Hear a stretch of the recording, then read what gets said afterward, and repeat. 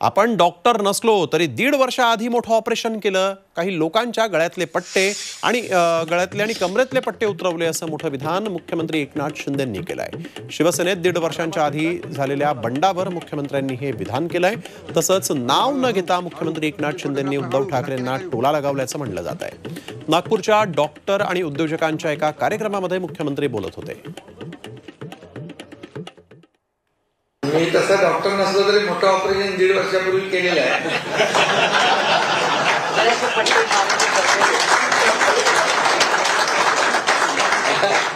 काही लोकांचे कमरेचे गळ्याचे पट्टे उतरून टाकले।